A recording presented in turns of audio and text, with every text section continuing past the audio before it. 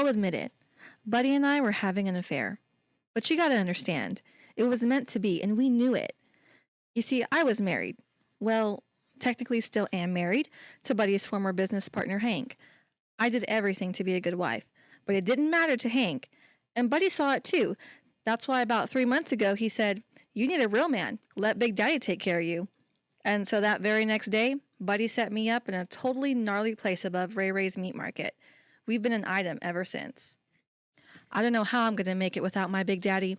You see, he told me he was divorcing that mega tramp Candy any day now.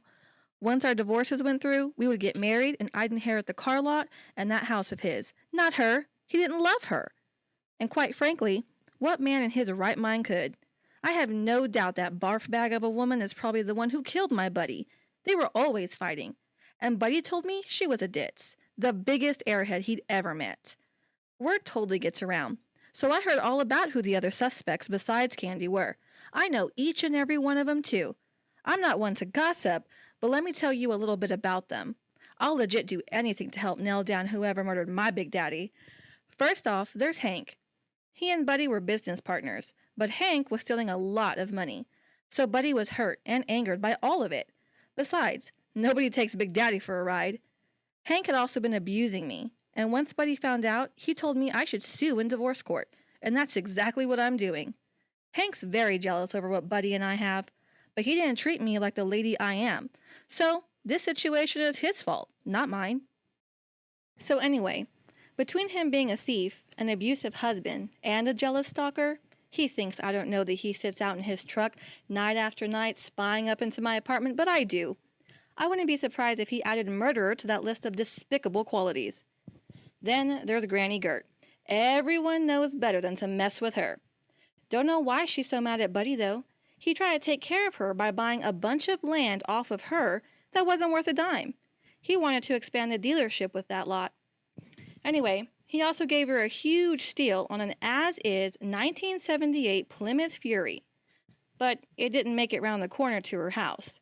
Apparently, that old dip didn't know what as-is means. She was out for blood. She may be tiny, but she's definitely mental. Then there's Daryl Wheeler. Everyone calls him Booger. He's Granny Gert's good-for-nothing loser of a grandson. Most people think Booger's a spaz. He calls himself a handyman, and Buddy wanted some work done in his basement, so Buddy wanted to set up a gnarly man cave with an Elvis theme. Anyway, he had an appointment with Booger last night, so he could give him an estimate. I didn't feel right about that, but Buddy just laughed it off.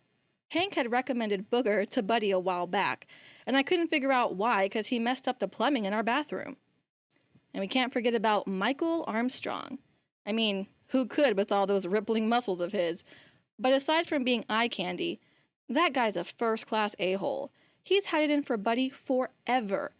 Buddy's a hard-working guy, and he didn't have time to mow the grass. But Michael was always mad at him about the state of his yard. Candy should have taken care of it, instead of sitting around all day doing her nails. Michael was also hella mad because his stupid little dog Mr. Tinkles, who names a dog that anyway, got roughed up by Buddy's dog Bruno. No real harm, only a dozen or so stitches and a few days at the doggy doctor. Maybe he needed to keep better track of that hairball instead of blaming Buddy for that. I didn't have a good feeling about Michael because he really hated the ground Buddy walked on. That's pretty much it. You know, I just can't think straight. Please find out who did this to Big Daddy.